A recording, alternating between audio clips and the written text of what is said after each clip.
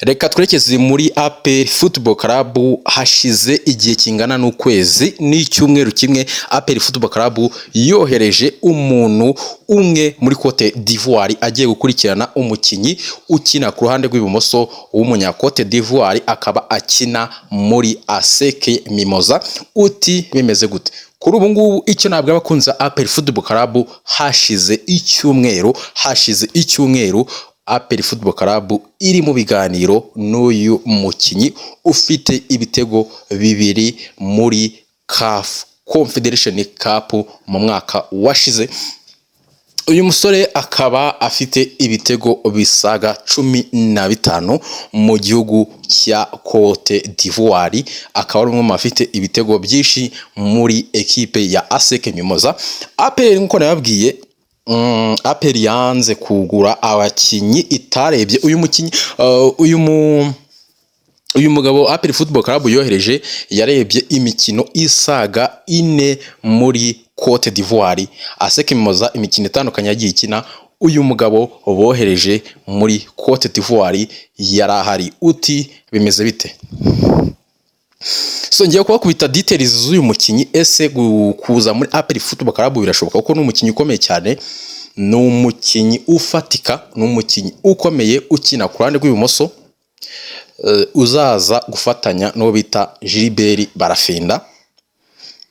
Ni umukinyi udiribura uzi gucenga, umukinyi uzamuka, umukinyi umuwinga, ibyo akora cyangwa se ibisabwa uyu musore arabyujuje.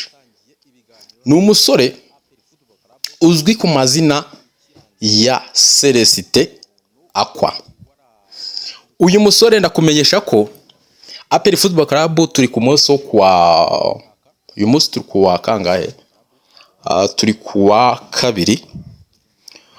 Hashize icyumweru kirenga APR Football Club yaratangiye kuganira n'uyu musore. Championa ya Cote d'Ivoire ikirangira, mbere yuko inarangira, uwo mugabo werekeje muri Cote d'Ivoire yaratangiye kumubwira ko APR Football Club imwifuza, bityo yagira gute, yamurangira manager we bagatangira bakaganira.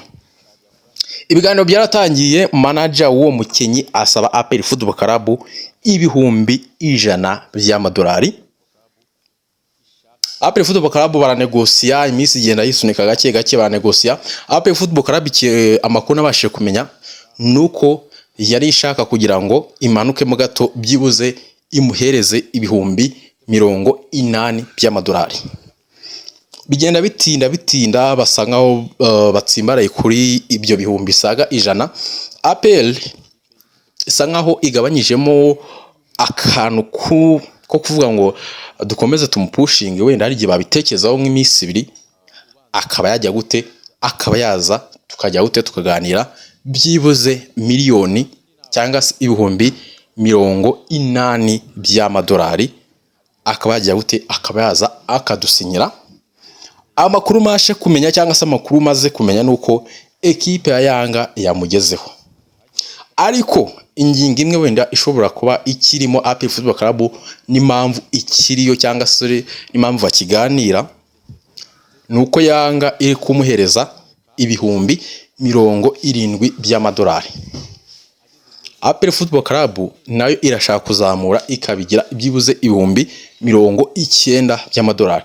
Uyu mukinyi afitemo utuntu tubiri hagati yo kuba yajya muri Yanga yizina muri Afrika, ariko akemera ko ahabwa ibihumbi 70 by'amadolari.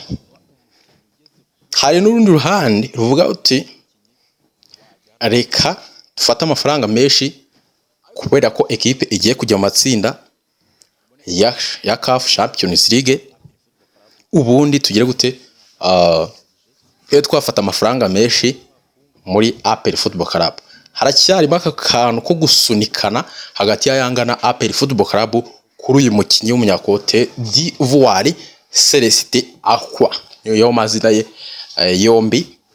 APR Football Club uwitwa Ruboneka So ndabamenyesha ko umusore Ruboneka Jean Bosco yakamirije kuko Ruboneka ikintu kimwe ari kugenda abwira ubuyobozi bwa APR Football Club nuko ibyo yatanze muri APR Football Club birahagije mu myaka 4 yaramaze muri APR Football Club.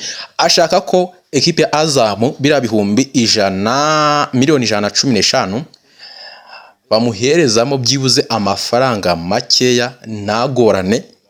APR Football Club ikaba yajya gute ya murekura kuko afite umwaka umwe w'amasezerano, kandi ekipe ya Azam urumva umwe mu bagabo bari bohereje kuri match ya APR Football Club na Musanze,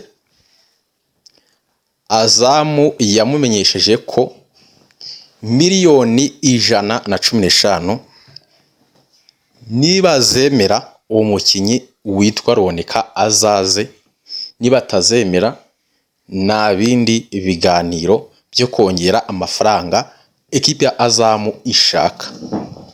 Ubu ngubu ikintu gihari nuko umwagenti waje gushaka Ruboneka ari kugwana intambara abwira Azam ko yakongera amafaranga kuko APR Football Club yarayanze. Yabwiye uwo mwagenti ko kuri Ruboneka miliyoni 115 ko ari amafaranga makeya.